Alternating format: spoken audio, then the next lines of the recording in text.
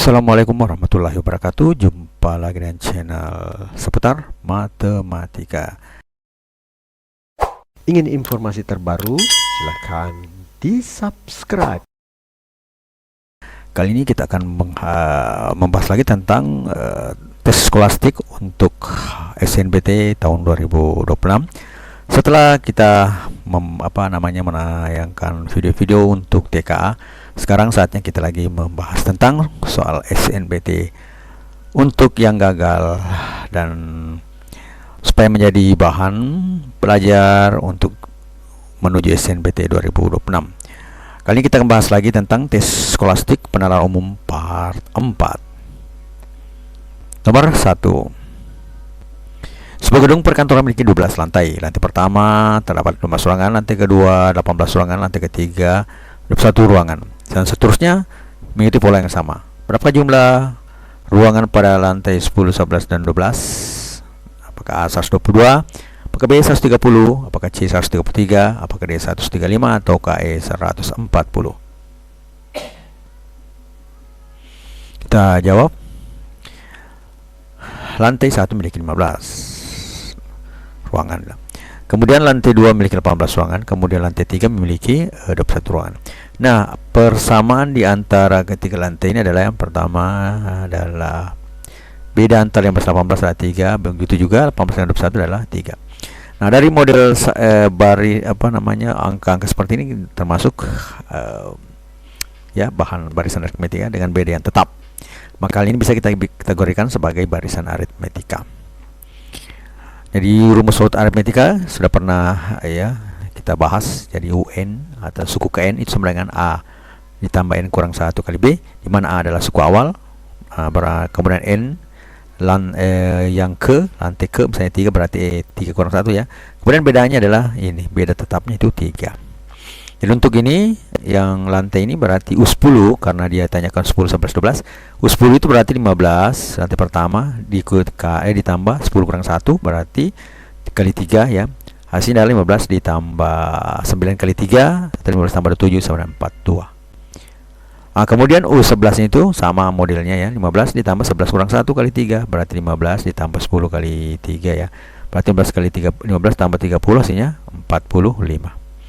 Begitupun untuk 12, rumus yang sama, 15 tambah 12 kurang 1 kali 3 berarti 15 tambah 11 kali 3 sama dengan 15 tambah 33 sama dengan 48.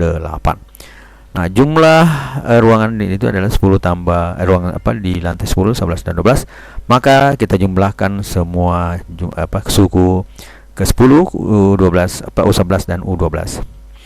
Jumlah ruangan 10, 11, dan 12 itu berarti 42 ditambah 40 ditambah 48 sama dengan 135.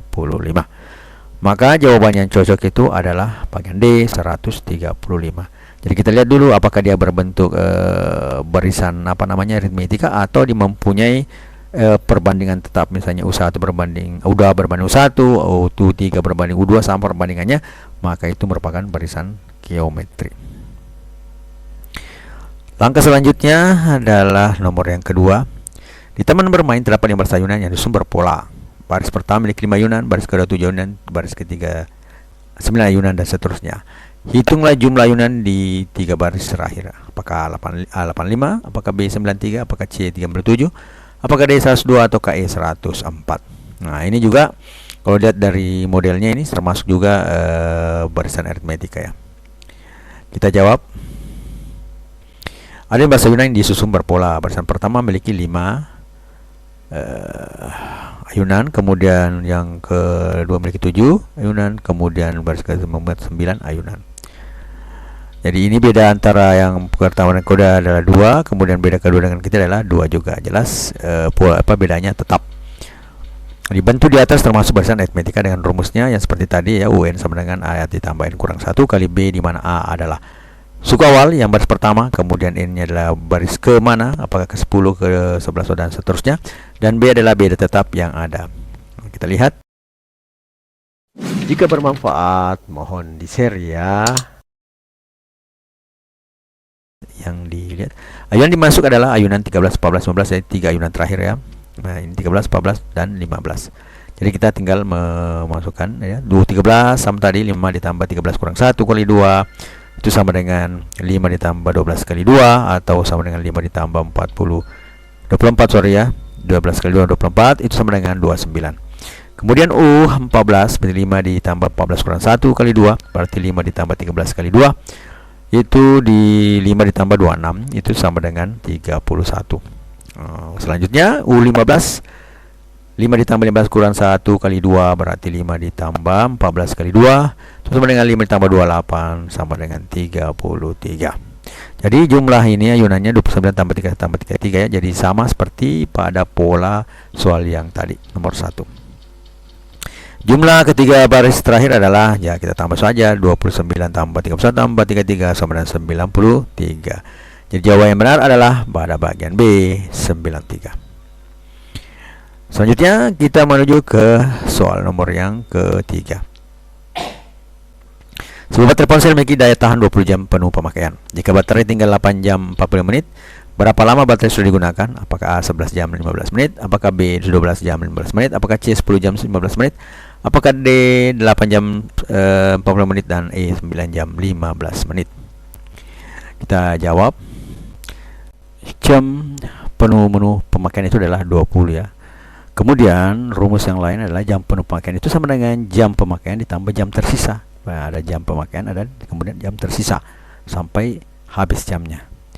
Nah, kemudian di sini jam penuh pemakaian itu kita tahu 20, kemudian jam pemakaiannya berapa lagi tidak ditahu, dan baterai yang tersisa itu adalah 8 jam 45 menit. Jadi waktu baterai yang tersisa adalah 8 jam 45 menit. Berarti jam pemakaian itu sama dengan 20 dikurang 8 jam 45 menit. Nah, bagaimana caranya? Nah, kita bisa mengubah ini 20 menjadi mengandung menit dengan cara 19 jam ditambah 60 menit. Nah, kan 1 jam itu 60 menit ya. Jadi kita jadikan menit 1 jamnya itu diambil menjadikan 6 menit jadikan 60 menit. Jadi 19 jam ditambah 60 menit dikurang 8 jam 45 menit. Maka kita kumpulkan yang sama, jam dikurang jam, menit dikurang menit. 19 jam dikurang 8 jam tambah 60 menit kurang 40 menit hasilnya adalah 11 jam 5 tambah 15 menit. Atau bisa kita tulis menjadi jawaban yang benar adalah bagian A, 11 jam 15 menit. Jadi 11 jam 15 menit adalah jawaban untuk waktu berapa lama waktu sudah digunakan. Jadi waktunya baterai sudah digunakan adalah 11 jam 15 menit. Selanjutnya nomor yang keempat. 5 pelari bernama Laila, Miko, Nizar, Olivia, Panca, dan Venus berurutan. Olivia di depan Nizar, tapi di belakang Miko. Panca di depan Miko, namun di belakang Laila. Pertanyaannya, siapa pelari yang sampai garis finish terakhir? Nah, ini merupakan penalaran ya, penalaran analitis ya. Kita menalar di mana kita menempatkan posisi-posisi ini pada berdasarkan berdasarkan keterangan-keterangan yang ada pada soal. Apakah A Laila, Nizar, B Miko, ataukah Olivia, ataukah Panca? Kemudian berdasarkan soal nomor 4 ini, siapa yang berada di posisi kedua? Apakah Laila, Miko, Nizar, Olivia, atau Panca? Nah, kemudian jika Panca didiskualifikasi, siapa yang berada di posisi keempat? Apakah Laila, Miko, Nizar, Olivia, ataukah Panca? Jadi satu soal ini ada 3 pertanyaan. Kita lihat jawabannya. Yang pertama, kita ambil dulu kembali informasi yang ada ya. 5 pelari, Miko, Laila, Miko, Olivia, Panca, Olivia dan Panca finish berurutan. Olivia di depan Nizar. Jadi kalau kita lihat Olivia, kemudian dia di depannya Nizar. Tapi di belakang Miko, berarti di sini adalah Miko. Jadi kita dari kiri ya, menghitung dari kiri ya. Yang paling depan itu di bagian kiri. Nah, kemudian Panca di depan Miko. Panca itu selalu depan Miko. Kemudian namun di belakang Laila, berarti Panca itu ada di belakang Laila, berarti Laila yang paling pertama. Jadi urutan yang ada dan berdasarkan informasi ini adalah Laila, Panca, Miko, Olivia, dan Nizar. Laila yang pertama, Panca kedua, Miko ketiga, Olivia keempat, dan Nizar terakhir atau kelima. Suka dengan videonya? Like dong. Pertanyaan yang pertama adalah siapa pelari yang sampai garis finish terakhir? Ya jelas ya, Nizar. Kita bisa melihat di sini Nizar ya. Jawabannya ada C, Nizar. Kemudian berdasarkan soal nomor 4, siapa yang berada di posisi kedua? Jelas posisi adalah Panca. Ya. Bagian E adalah Panca. Kemudian yang ketiga, jika panca diskualifikasi artinya panca hilang, siapakah berada posisi keempat? Jelas pasti Nisar juga yang berada posisi keempat, karena dia panca hilang hanya berlima, berarti mau tidak mau Nisar ada yang paling belakang, maka dia menjadi posisi keempat karena pancanya didiskualifikasi atau dikeluarkan ya. Nah, kemudian kita lihat lagi untuk jawaban nomor 5. Soalnya dulu ya. 5 teman duduk mengelilingi meja bundar. Jadi sebenarnya mirip dengan yang tadi, cuma yang tadi itu lebih mudah ya, karena jelas sekali urutan-urutan yang diberikan. Jadi dengan mudah kita bisa menjawabnya. Nah, kemudian yang di sini 5 teman mengelilingi meja bundar. Jadi bentuknya meja adalah bundar. Ada 5 juga ya, Rani, Sari, Tino, Udin, dan Vina. Rani duduk tepat di sebelah kiri Sari, Udin ada di depan Tino, dan Vina ada di antara Sari dan Udin. Siapakah duduk di sebelah kanan Tino? Apakah Rani, Sari, Udin, Vina, atau tidak dapat ditentukan? Kemudian posisi Udin berbanding terbalik dengan posisi siapa? Apakah Rani, B Sari, C Udin sendiri? Jadi tak mungkin ya, berarti sudah salah. Vina ataukah Tino? Kemudian yang ketiga, jika Sari pindah ke tempat sebelah kanan Udin, siapakah duduk di sebelah kiri Vina? Apakah Rani, apakah B Sari, apakah C Tino, apakah D Udin, ataukah E Vina? Kita jawab ya. Yang pertama ini kita ambil kembali seperti tadi, ambil informasi 5 teman duduk di meja bundar ya. Rani, Sari, Tino, Udin, dan Vina. Kemudian Rani duduk di sebelah kiri sebelah kiri Sari, Udin ada di depan Tino, Vina ada di antara Sari dan Udin.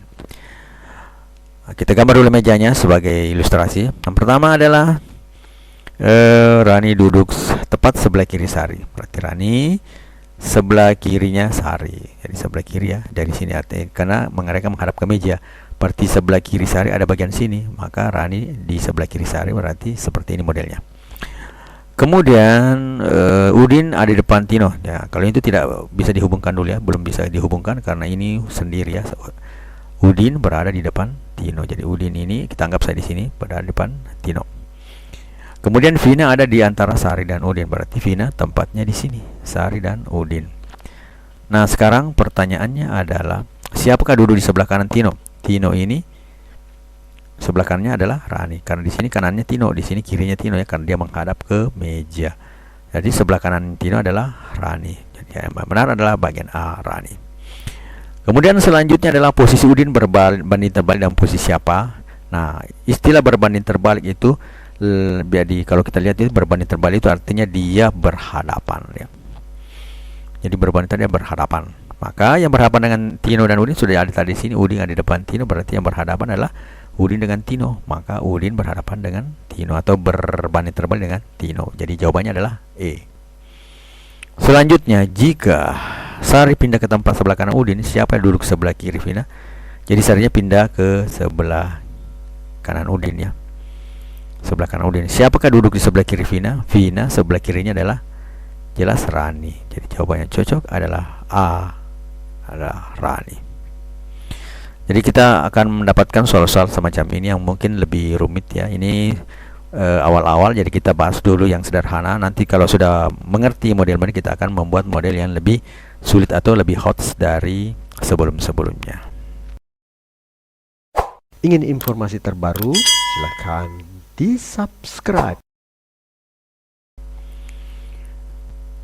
Belajarlah kunci membuka pintu masa depan cerah. Dengan tekun dan sabar, setiap tentang akan jadi pelajaran berharga. Jangan takut gagal, karena dari situ kita tumbuh dan berkembang menjadi pribadi yang lebih baik dan bijaksana. Matematika, Queen of Science. Assalamualaikum warahmatullahi wabarakatuh.